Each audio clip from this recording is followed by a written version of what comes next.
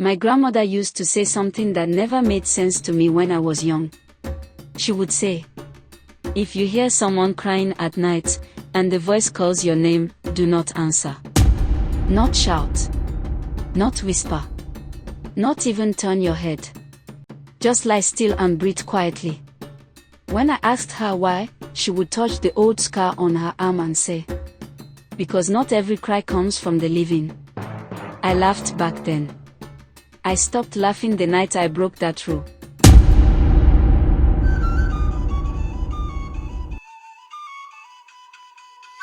I grew up in Umokiri, a small village surrounded by thick forest. The kind of forest where sunlight struggled to reach the ground.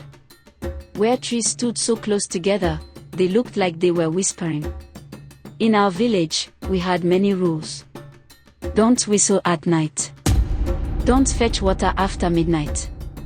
Don't answer your name if it's called from the bush. But the most important rule was this: never answer a cry at night. Everyone obeyed it. Everyone, except me. The elders said the rule came from an old event, something that happened before my grandfather was born. They said a woman once followed a crying voice into the forest and returned 3 days later. She came back walking. But she was no longer human. So the rule stayed. Over time, people stopped questioning it. We just obeyed. Until the night the crying returned. It began during the rainy season. Heavy rain. Cold nights. Darkness so thick it felt solid. The first cry came around midnight.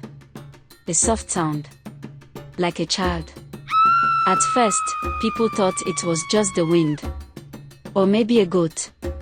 But the next night, it came again. Clearer. Closer. A woman crying. Not screaming. Not wailing.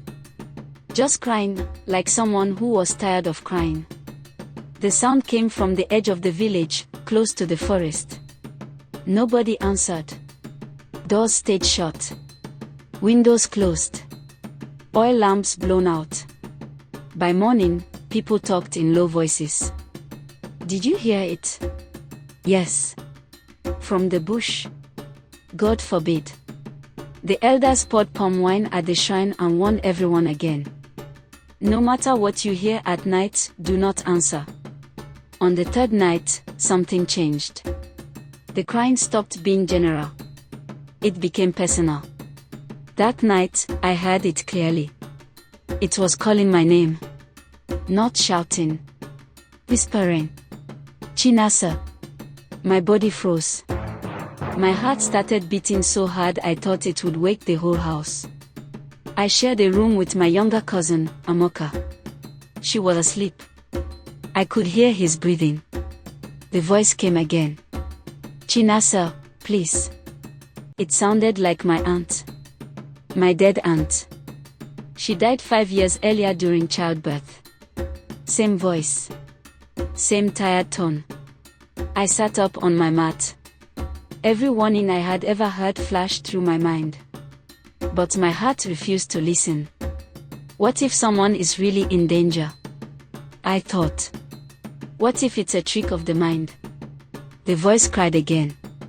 Soft. Broken. Help me. I opened my mouth. And then, I remembered my grandmother's scar. I shut my lips. I lay back down. I didn't answer. The crying continued until dawn. By morning, the village was restless. Someone was missing. A woman named Ngozi. She lived close to the forest. Her door was wide open. Her mat was empty. No signs of struggle. No footprints. Just silence. Her husband swore he heard her crying during the night. He said he asked her what was wrong.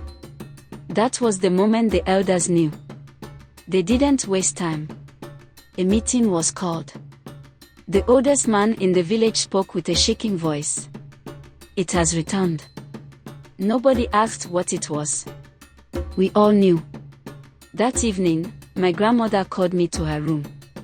She looked smaller than usual. Older. She said, "Sit." Then she told me the story they had hidden.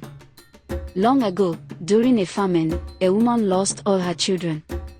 She cried day and night in the forest, begging the spirits to give her back even one child. Something answered her. It promised her children. But it needed help.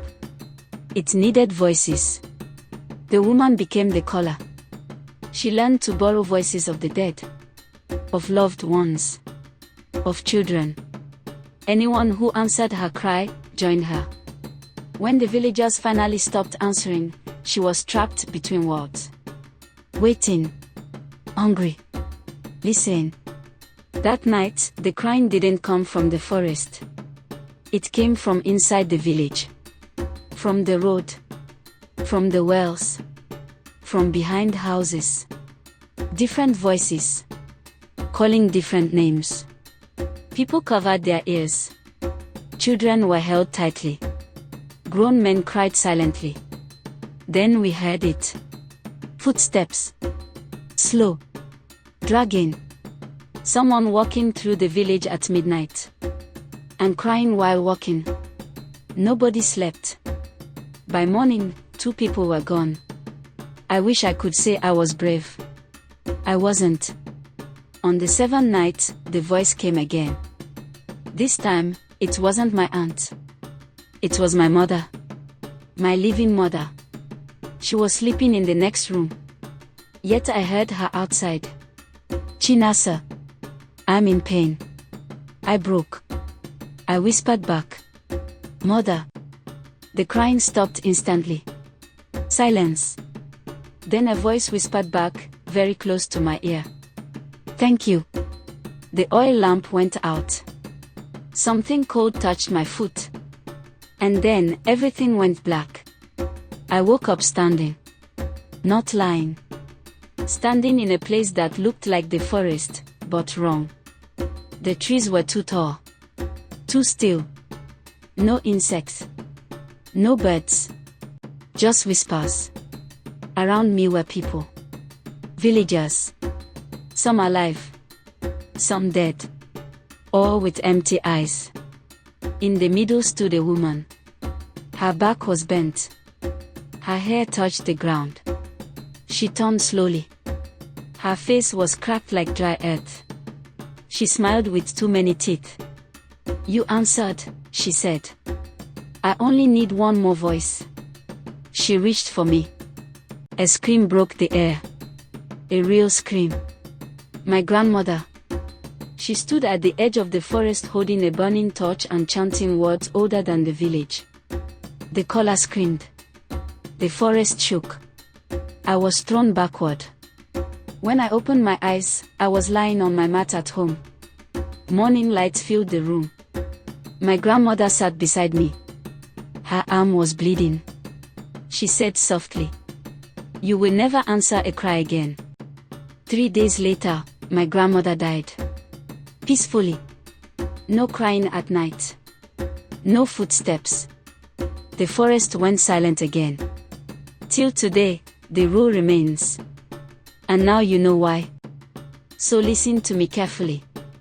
If you ever hear someone crying at night, if the voice knows your name, if it sounds like someone you love, do not answer. Because not every cry comes from the living. And some things are still waiting. You've heard the warning now. The villagers heard it too. And some of them still answered. If this story made you uneasy, if you felt something listening while you watched, that's normal. These stories survive because people forget. And forgetting makes them hungry again. So if you ever hear a cry at night, a soft one, a familiar one, remember this story. Close your door. Hold your breath. And do not answer. And if you want more African folktales like this, stories passed down in whispers, stories meant to be remembered, subscribe to this channel. Like this video if it kept you listening. Comment if you felt the fear. And share it with someone who needs the warning. Good night.